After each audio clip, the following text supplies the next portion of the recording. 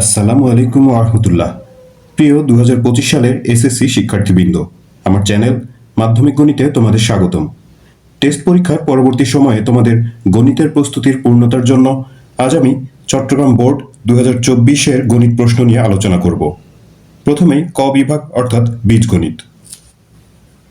ক বিভাগের প্রথম প্রশ্নটি দেখতে পাচ্ছ, বলা হয়েছে a is equal to x such as x মৌলিক সংখ্যা এবং x less than 4। m আরেকটা সেট দেয়া আছে x belongs to z মানে ইন্টিজার অর্থাৎ পূর্ণ সংখ্যা, such as x হচ্ছে -3 থেকে বড় আর less than 3 বা 3 থেকে ছোট। n অপর আরেকটি set n belongs to n, x belongs to n অর্থাৎ ন্যাচারাল নাম্বার, যেখানে x হচ্ছে 3 থেকে ছোট বা সমান। আর এরকম y দিয়ে একটা সমীকরণ দেয়া আছে। তো আমরা প্রথমে ক নম্বর প্রশ্ন a ইন্টু a নির্ণয় করতে বলা হয়েছে, a ক্রস a। তো এটার জন্য আমাদের a সেটটা প্রয়োজন। a সেট বলা হয়েছিল যে মৌলিক সংখ্যা এবং 4 থেকে ছোট। তো 4 থেকে ছোট মৌলিক সংখ্যা রয়েছে 2 আর 3। আমরা প্রথমে এই যে সেট গঠন পদ্ধতিতে যেভাবে উদ্দীপকে দেওয়া ছিল সেটি লিখে নিয়েছি। এখন মৌলিক সংখ্যা 4 থেকে ছোট 2 আর 3, তো তার মানে a সেটের উপাদান হচ্ছে 2 3। তো আমাদেরকে a ক্রস a বের করতে বলা হয়েছে, তার মানে 2 3 ইন্টু 2 3। তো এই কার্টেশিয়ান গুণজ সেট নির্ণয় করার সিস্টেম জানো তোমরা। এখানকার এই প্রথম উপাদান দিয়ে এখানকার প্রত্যেকটা উপাদান গুণ করতে হবে এবং প্রত্যেকটা গুণ অবস্থায় ক্রমজোড় আকারে লিখতে হবে প্রথম বন্ধনীর মধ্যে। তো 2 2 আবার 2 3 তারপরে 3 2 3 3, এই চারটা ক্রমজোড়, বাইরে অবশ্যই একটা সেকেন্ড ব্র্যাকেট দিতে হবে। এ হচ্ছে ক নম্বর প্রশ্নের সমাধান। খ নম্বর প্রশ্নে বলা হয়েছে c is equal to m delete n হলে দেখাও যে c এর উপাদান সংখ্যা n হলে পাওয়ার অফ c এর উপাদান সংখ্যা 2 টু দ্য পাওয়ার n সূত্রকে সমর্থন করে। তো এই c সেটটা আমাদের প্রথমে নির্ণয় করতে হবে। তার জন্য m আর n সেট তালিকা পদ্ধতিতে নির্ণয় করে নিতে হবে। তো m আর n সেট উদ্দীপকে যা দেয়া আছে, m সেটটা হলো বিলংস টু z অর্থাৎ পূর্ণ সংখ্যা ইন্টিজার, আর x এর মান -3 থেকে বড় 3 থেকে ছোট। তো এরকম পূর্ণ সংখ্যা কি কি আছে সেগুলো হচ্ছে m সেটের উপাদান, -2 -1 0 1 2। আর n সেটটা হচ্ছে ন্যাচারাল নাম্বারের সেট, যেখানে x less than or equal to 3 3 এর থেকে ছোট বা সমান। তো এরকম ন্যাচারাল নাম্বার অর্থাৎ স্বাভাবিক সংখ্যা হচ্ছে 1 2 ধনাত্মক পূর্ণ সংখ্যা 1 2 3, এই তিনটা হচ্ছে n সেটের উপাদান। তো আমরা c সেটটা নির্ণয় করব। প্রশ্নে বলা হয়েছে c সেট হচ্ছে m বাদ n বা m delete n, m set তারপরে ডিলিট n। তো এই ডিলিট বা বিয়োগ সেটের বিয়োগ এর সিস্টেম তোমরা জানো যে এই দুইটা সেটের মধ্যে যেগুলো কমন আছে কমন উপাদানগুলো বাদ দিতে হবে, বাদ দিয়ে প্রথম সেটে যেগুলো অবশিষ্ট থাকে সেগুলোই হচ্ছে এর বিয়োগফল। তো 1 2 3 এখানে যে 1 আর 2 এই দুইটা কমন উপাদান, 1 2 যদি আমরা বাদ দিই তাহলে -2 -1 আর 0 এই প্রথম সেটে যেগুলো যে উপাদানগুলো অবশিষ্ট থাকে সেটাই হচ্ছে c সেটের মান। তা আমাদেরকে পাওয়ার অফ c এর মান বের করতে বলা হয়েছে। পাওয়ার অফ c মানে শক্তি সেট, পাওয়ার সেট।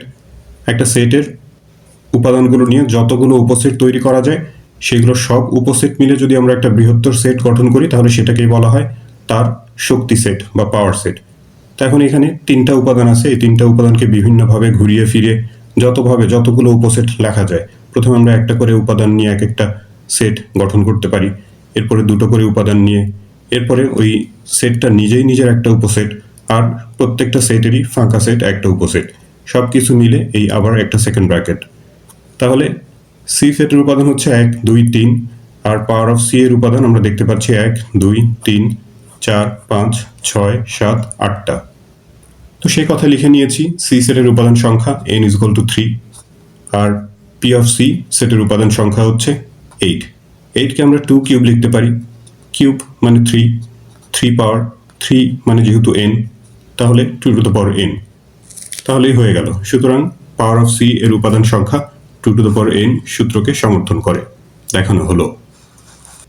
এবারে গ নম্বর প্রশ্নে বলা হয়েছে y is equal to √6 plus √5 দেখাও যে। তো এটি দেখানোর জন্য আমাদের এই যে উদ্দীপকের যে সমীকরণ দেওয়া ছিল y two the power 6 -42 √6 y cube plus 1 equal to 0, এই তথ্যটা কাজে লাগবে। তো আমরা প্রথমে উদ্দীপকের তথ্য তুলে নিলাম। মাঝখানের যে পদটা আছে সেটাকে ডান পাশে নিয়ে গেলাম। এরপর উভয় পক্ষকে আমরা ওয়াই কিউব দিয়ে ভাগ করলাম। প্রত্যেকটা পদের নিচে ওয়াই কিউব ভাগ করলে এখানে এই যে ওয়াই কিউব কেটে 42√6 থাকলো, আর এখানে ওয়াই কিউব কেটে একটা Y cube plus 1/y cube. এটা একটা সমীকরণ নাম্বার দিলাম। এটা Y cube plus 1/y cube, এটাকে যদি আমরা a প্লাস বি বিবেচনা করি, এই মানটাকে ব্যবহার করে আমরা এখন a মাইনাস বি এর মান বের করব। তো তার জন্য আমরা এই যে a minus B whole square is equal to a plus B whole square minus 4ab, এই সূত্র কাজে লাগালাম। এটার মান আমরা জানি, মান বসানো হলো 42√6 হোল স্কোয়ার মাইনাস এখান থেকে হিসাব করে ওয়াই কিউব কেটে 4 থাকে। এরপর এটা স্কোয়ার করে সেখান থেকে যদি আমরা 4 মাইনাস করি তাহলে হয় 10,580। তো তাহলে এটা হচ্ছে এই Y cube minus 1/y cube whole স্কোয়ারের মান। স্কোয়ারটাকে ডান পাশে নিয়ে গিয়ে যদি রুট করি, এটা রুট করলে আমাদের আসে 46√5। এটাকে আরও একটা সমীকরণ নাম্বার দিলাম। এখন এই 1 নম্বর আর 2 নম্বর সমীকরণ আমরা যোগ করব। যোগ করে উপর নিচ লিখে নেওয়া হয়েছে। যোগ করলে এখানে 1/y কিউব 1/y কিউব এটা কেটে দিতে পারি। এটা যোগ করলে 2y কিউব, আর ডান পাশে 42√6 প্লাস 46√5। এই 2টাকে কাটার জন্য আমরা ডান পাশ থেকে একটা 2 কমন নিলাম। তাহলে এখানে 21√6 আর 46কে 2 দিয়ে ভাগ করে 23√5। উভয় পক্ষকে 2 দিয়ে ভাগ করলে এই 2টা বাদ যায়। তাহলে Y cube is equal to এখানে এই যে 21√6 প্লাস 23√5। এইবার একটু মজার বিষয়, এই পরের দুটো লাইন বাদ দিয়ে তৃতীয় লাইনে আসো। এইখানে আমাদের ওয়াই এর মান বের করতে হবে। তো ডান পাশে যদি আমরা একটা হোল কিউব যুক্ত রাশি আনতে পারি তাহলে উভয় পক্ষ থেকে কিউবটা বাদ দিয়ে আমরা ওয়াই এর মান পেয়ে যাব। তো এখন যেহেতু আমাদের ওয়াই এর মান √6 প্লাস √5 প্রমাণ করতে বলা হয়েছে, তো √6 প্লাস √5 হোল কিউব যদি আনতে পারি তাহলে দুই পাশ থেকে কিউব বাদ দিয়ে আমরা এই যে পরের লাইনে y is equal two √6 plus √5 অর্থাৎ যেটি দেখাতে বলা হয়েছে সেটি পাবো। এখন এটি তো লিখলাম, কিন্তু এটা পাওয়ার জন্য আমাদের কি দরকার? a plus B whole cube. এটা সূত্রানুসারে এই যে a cube plus 3a square B plus 3ab square plus B cube, এই জিনিসটা দরকার। সূত্র মিলিয়ে দেখো।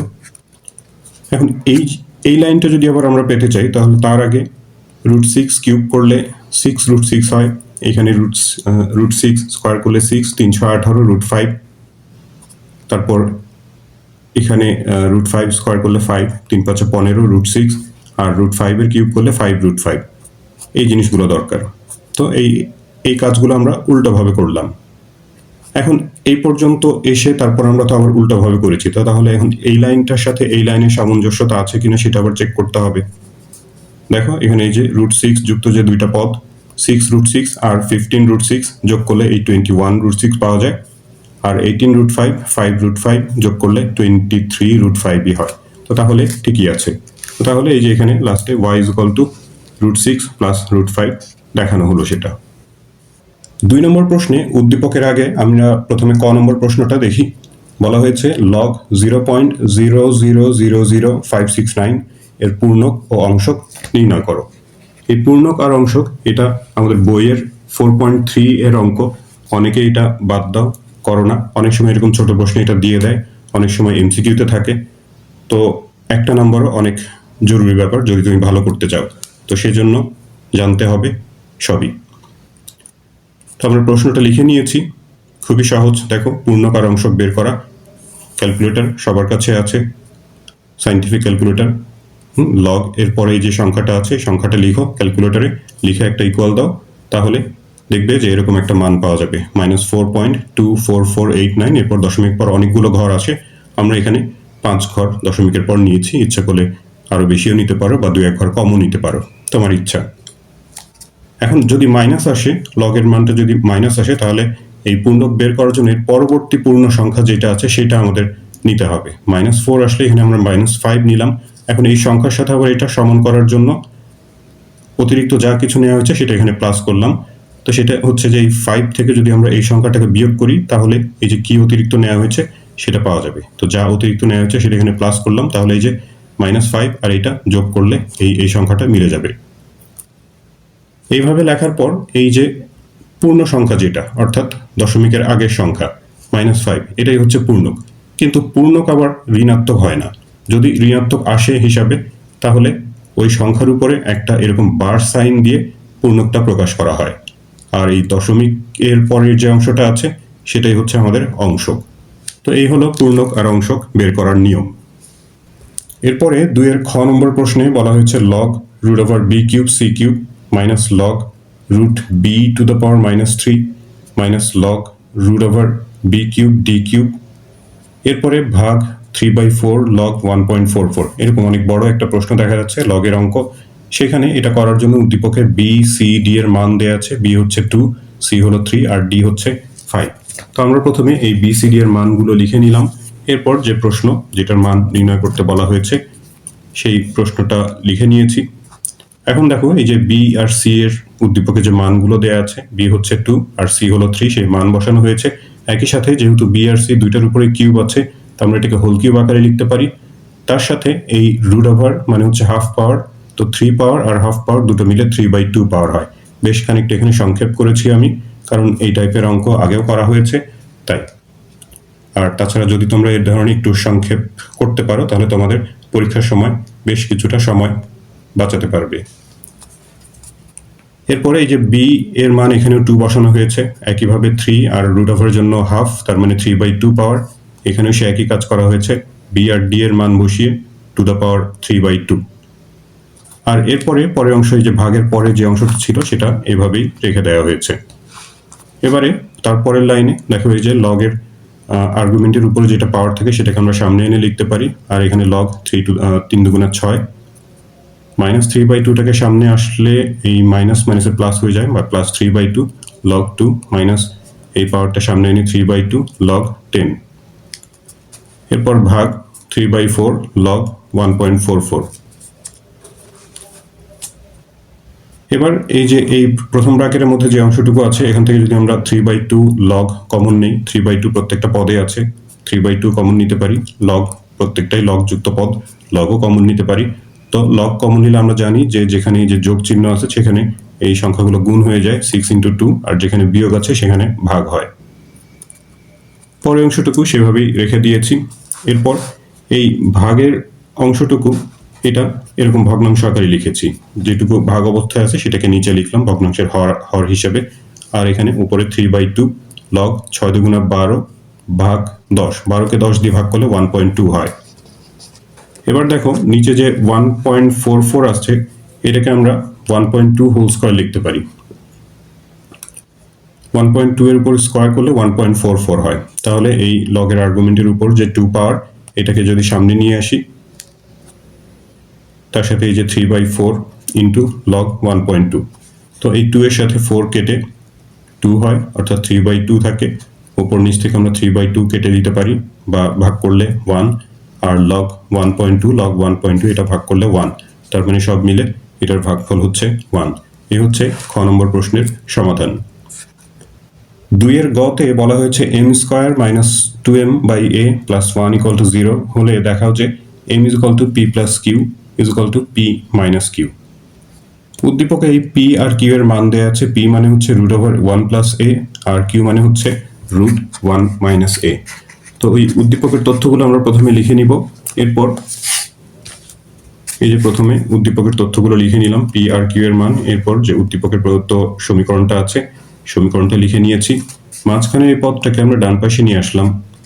এবার উভয় পক্ষকে 2m দিয়ে ভাগ, এই যে এই পদটা দিয়ে উভয় পক্ষকে ভাগ করলাম। তো ভাগ করলে এখানে 1/a হবে, আর এই পাশে ভাগ করলে নিচে একটা 2m। এরপরে যোজন বিয়োজন করা হলো, লব যোগ হর, নিচে লব বিয়োগ হর, ডান পাশে একই কাজ। এখানে ইচ্ছা করলে তোমরা সাইড নোট দিয়ে দিতে পারো, দিয়ে দিলে ভালো হয়। তো এবার দেখো এটা m² + 1 এর পর একটা স্কয়ার ধরে নিতে পারো, +2 × m × একটা 1 এখানে মনে মনে ধরে নিতে পারো। তো তাহলে a² + b² + 2ab সূত্র পড়ে। সূত্রানুসারে এটা m + 1 হোল স্কয়ার হয়। একইভাবে নিচের এটাই যে মাইনাসের সূত্র m - 1 হোল স্কয়ার। তাহলে এই বাম পাশে দুটো পদের উপরে, দুটো রাশির উপরে যেহেতু স্কোয়ার আছে, আমরা ডান পাশে নিয়ে গিয়ে সেটাকে রুট ওভার আকারে লিখতে পারি। আর এই যে রুট 1 প্লাস পি, এটার মান হচ্ছে পি, রুট 1 মাইনাস এ, এটার মান হলো কিউ, উদ্দীপকে দেয়া আছে সেটা। এবার আরেকবার আমরা যোজন বিয়োজন করব। এই লব যোগ হর আর নিচে লব বিয়োগ হর। ডান পাশে লব হচ্ছে পি, হর হলো কিউ, তাহলে P plus Q by P minus Q. যোজন বিয়োজন করলে এখানে এই যে এখানকার 1 1 প্লাস 1 মাইনাস 1 কেটে এম এম 2m, আর নিচে এম কাটা যায় 1 আর 1 যোগ করে 2। এবার যদি উপর নিচ থেকে আমরা এই 2 কেটে দেই বা 2 দিয়ে ভাগ করি, তাহলে বাম পাশে শুধু 1 থাকে, m থাকে, আর ডান দিকে p plus q divided by p minus q. এ হচ্ছে 2 নম্বর প্রশ্নের সমাধান। তৃতীয় প্রশ্নটি ত্রয়োদশ অধ্যায় অর্থাৎ ধারার অধ্যায় থেকে দেয়া হয়েছে। বলা হয়েছে একটা সমান্তর ধারার 19তম পদ 74 এবং 26তম পদ 102, আর একটা গুণোত্তর ধারা 1/√3 plus p plus q plus r plus 3√3। প্রথম প্রশ্নে ক বলা হয়েছে 1 square plus 2 square plus 3 square plus dot dot dot plus 10 square is equal to কত। তো এটা 1 2 3 এগুলো হচ্ছে স্বাভাবিক সংখ্যা অর্থাৎ ন্যাচারাল নাম্বার, তার উপর এখানে বর্গ আছে অর্থাৎ স্বাভাবিক সংখ্যার বর্গ।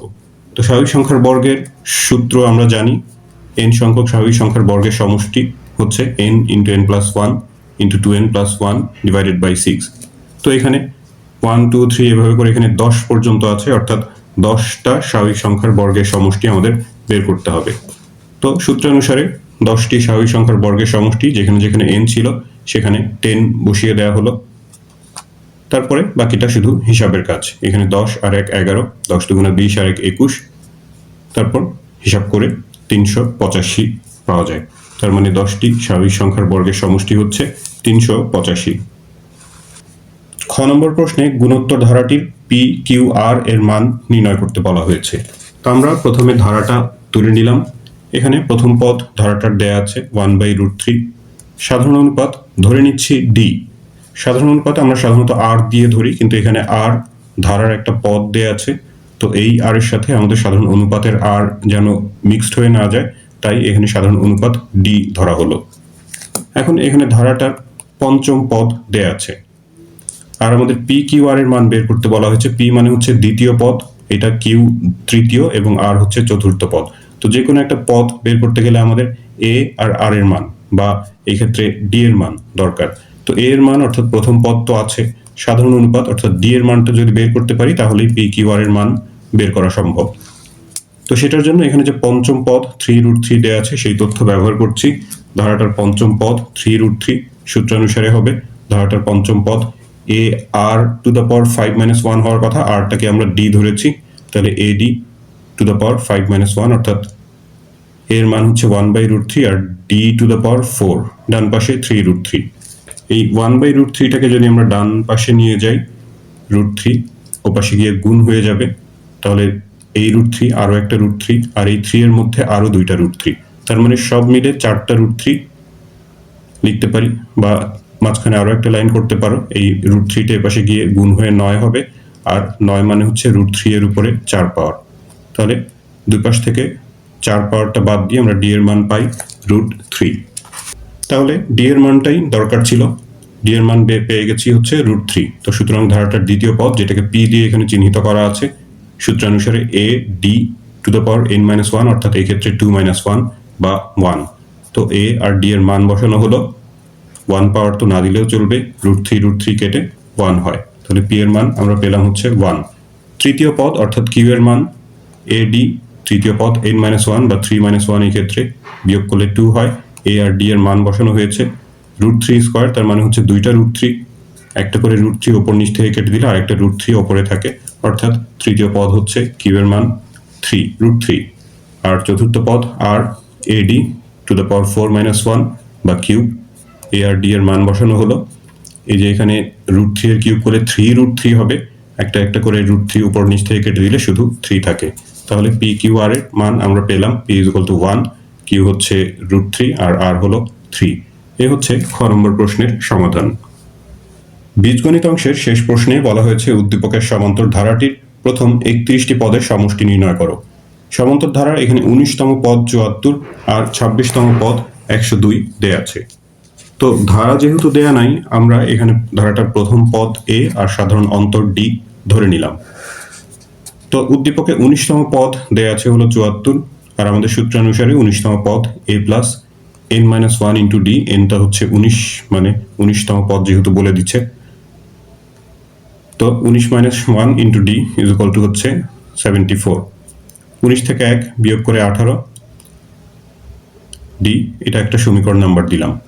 একইভাবে ধারাটার 26তম পদ দেয়া আছে হলো 102, সূত্রানুসারে 26তম পদ হচ্ছে a প্লাস 26-1 ইন্টু ডি, অর্থাৎ 25d ইজ ইকুয়াল টু 102, 2 নম্বর সমীকরণ।